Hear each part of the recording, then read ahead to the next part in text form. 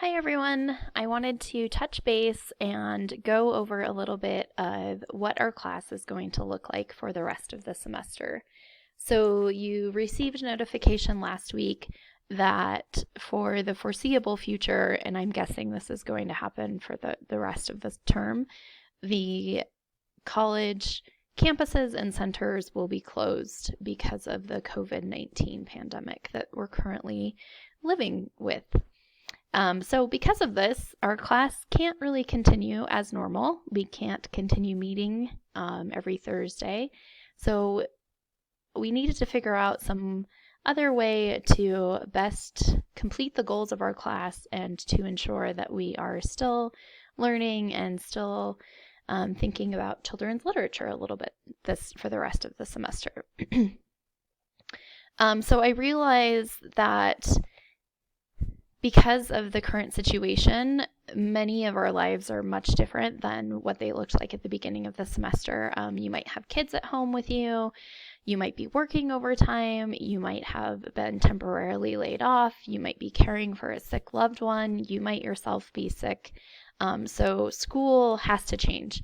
Not only do we not have access to our classroom, we also don't have access to the technologies and the things that we rely on for school. So because of this, I've had to pretty drastically change our approach to the class. So here is a little bit about what we're going to do, and I wanted to record this video so that you would all have an understanding of the plan, and then we'll proceed from here. So each week, I'm going to post a lecture about an important concept in children's literature and or a genre that we would have or will discuss. You will watch the lecture and read the transcripts on your own, and you will incorporate elements of these lectures in your essays or presentations, your project that you're going to create, and you'll also be tested on these elements in your final exam. We will still have a final exam, and I'll be talking more about that in just a little bit.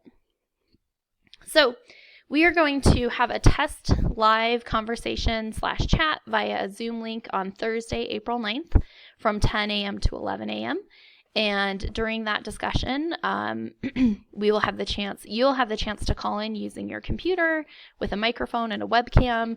If your computer doesn't have a microphone, a cheap pair of headphones works. You don't have to have a webcam. You also have the option of calling in and using your phone to communicate with us. And we can also chat during the meetings. During this meeting, we'll talk about the reading for the week, your projects, whatever else you kind of want to talk about. Excuse me. And we'll talk about the lecture materials as well. So it would be best for you to review the lecture materials before this planned meeting. I want to test this live conversation, because I don't know how many of us will actually be able to make this happen given our different circumstances and different access to technology. So we're going to test this one, and if it doesn't go well or if we have low attendance, then we'll axe the live conversations, and we can arrange for individual meetings with me in the way that's most convenient for you. So we can schedule Zoom meetings, or we can talk over the phone, or Google Hangouts, email, whatever works for you. But I thought we'd give it a shot. Let's try a live meeting and see what happens. So what are we going to be working on for the rest of the semester? So you are responsible for a children's lit project. You're responsible for creating one project related to the assigned young adult books. So as you know, our previous schedule had us for the next 5 weeks. Sorry, I forgot what week it was since we missed a couple. For the next bit of the semester, reviewing, reading, discussing, presenting, and writing about the young adult literature books that you've been assigned. Because of everything that's happened, I don't think it's realistic to ask you all to complete 4 or 5 projects related to the books.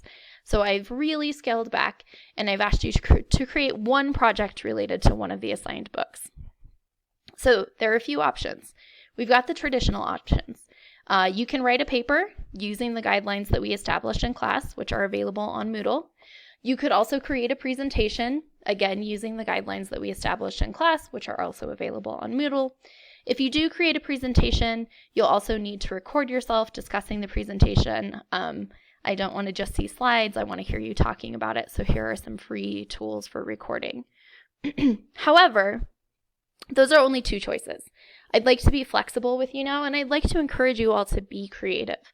I think it's totally appropriate to be thinking about and researching about how children's literature may have a more prominent space in your life right now.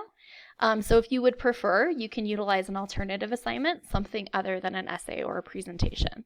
So here are a few options that I have thought of. I am wholly open to suggestion for these ideas, these projects.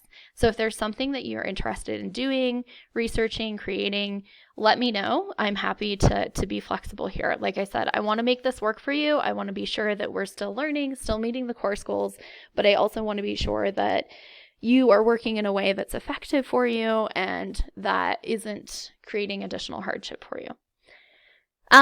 So one thing I thought of was maybe you have kids out of school because of the pandemic.